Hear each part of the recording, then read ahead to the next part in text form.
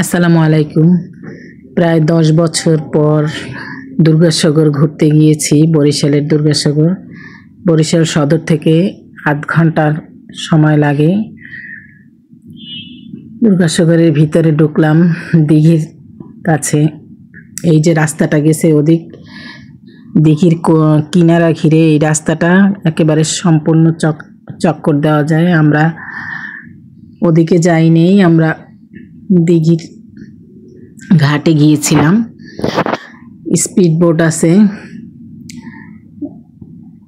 ওই যে মাঝখানে যে দ্বীপটা ওইটা স্পিড বোটে যাওয়া যায়, হয়তোবা ভাড়া নেয়। আমার মামি শাশুড়ি, ওনারা ঢাকা থেকে আসছেন বরিশালে এই ফার্স্ট ঘুরতে। ওনাদের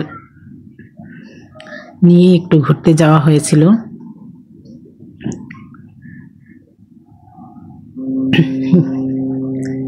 দিঘিটা বিশাল।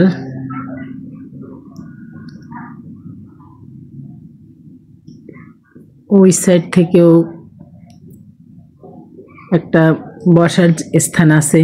আর ওই যে দ্বীপটা মাঝখানে, দিঘির মাঝখানে ওই যে দ্বীপটা, ওইখানে স্পিড বোটে ঘুরতে যাওয়া যায়। আমরা যেদিন গিয়েছিলাম সেদিন অবশ্যই স্পিড বোট বন্ধ ছিল।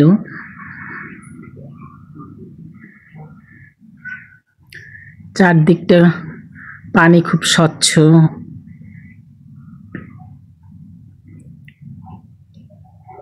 এই ডাইন সাইডে কারা যেন মাছ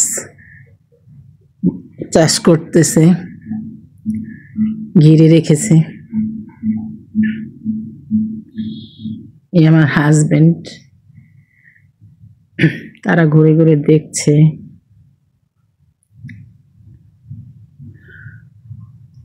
এটা প্রাচীন ঐতিহ্যময় একটা জায়গা।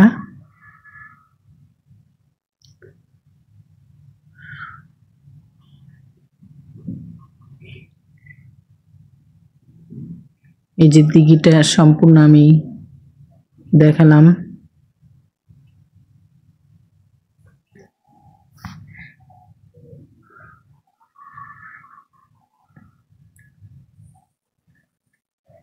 ছবি তোলার জন্য পোজ নিচ্ছে।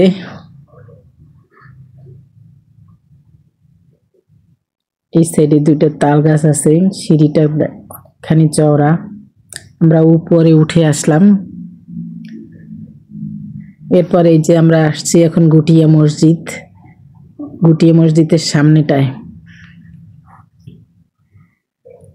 এখানে গাড়ি পার্কিং করা হয়েছে। আর ওই যে মসজিদটা, এই এলাকাটাও অনেক বড়।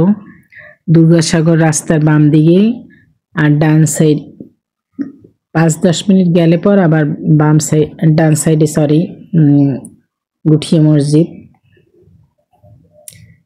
এটা বিশাল এলাকা জুড়ে। এখানে অনেকগুলো রাজহাঁস, আমরা গেছি পর তারা দূরে চলে যাচ্ছে।